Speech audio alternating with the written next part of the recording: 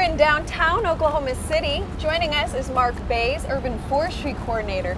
As you look around here, we're certainly undergoing quite a transformation. Tell me about some of these projects. Oh, it's amazing. It's like a facelift is going on down here in Oklahoma City. And so if you haven't been here in a number of years, you really need to come down because there's really a lot going on down here.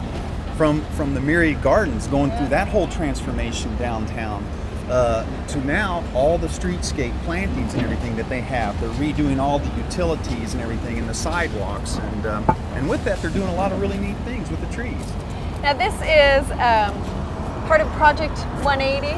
This is all part of Project 180, and what that is that's a whole downtown Oklahoma City streetscape project, improving the sidewalks, adding trees and landscaping, and it's really just, I mean, it's just something that we haven't really seen at this level in such a long time, and anywhere in the country, let alone here in Oklahoma City. And here in the city, we're really applying some new technologies as well and trying to be a leader. Yeah, that's the great thing about it, because the city leaders in their wisdom said, we're not just going to go with business as usual.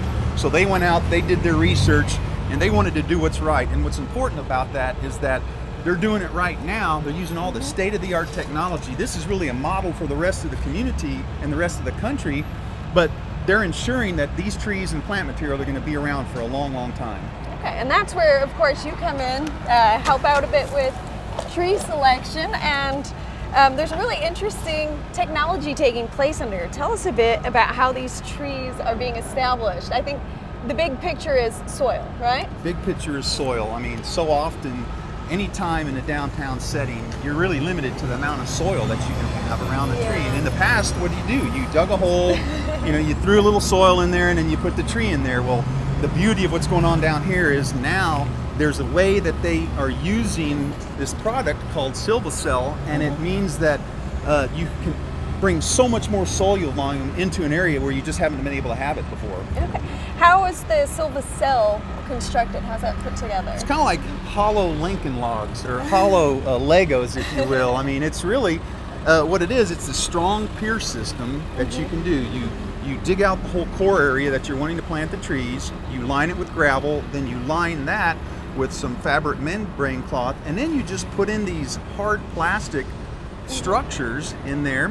And the great thing about that is you can put any kind of soil blend that you want in there, and then you can put on top of that, then once you cap that off, you can put anything. And what's so important about that is you're getting so much more soil volume connecting those tree pits. Right. So just because when you walk downtown now, you see like a tree here and a tree there, the beauty of the Silvacell is that it is connecting those tree wells, and so there's a whole vault system of soil that is connecting those trees. So you're walking across the sidewalk, but the tree's roots are going to be below you in soil, and that's critical for long-term health of trees. Now we don't see that here, but this cell, these two tree planting wells are actually connected underground. They are connected underground on that. And so they blended all the different soil. Now the other thing that trees happens to do sometimes is, they get blamed for causing problems lifting soils because they're shallow root system. Another product that they have underneath here is they've wrapped all these planting wells around here. You can kind of see in the corner there with this product here. It's called a root control barrier. Okay. And what this does is this is towards the inside of the tree's root on the well. So the tree root grows here, and this is slick. That root will turn, it'll hit this, and it'll grow down. If by chance, for some reason it goes up, this connects it here, and so that tree root goes down into the soil. So it's encouraging those trees to go down into that vault system, to stay deeply in the soil to where they won't cause any problems. Okay. And we're going to see great benefits this long-term, greater root volume. We're going to have larger trees, healthier trees as well. Healthier trees, and that's what's critical. There, all the design work that went into designing, this kind of a system and everything. It's all about the health, the long-term health of the tree, and the one way to do that is to maximize the soil volume. And with this system, you can get the greatest amount of soil volume. Now you mentioned you can also tailor the soil to the specific tree. We have bald cypress here. Right. If you have a tree that maybe needs an acidic soil versus one that's more alkaline, you can adjust that. And that's the beauty of this system too. Another thing that's so great about it is you could compartmentalize each tree species design and go ahead and install specific soil for that tree, whatever that tree's needs are. And since you don't have to compact it down anymore, it's that real fluff, rich soil that trees need. That you can just individualize it for every tree out there. Now tell me about the tree species that are being used in this project.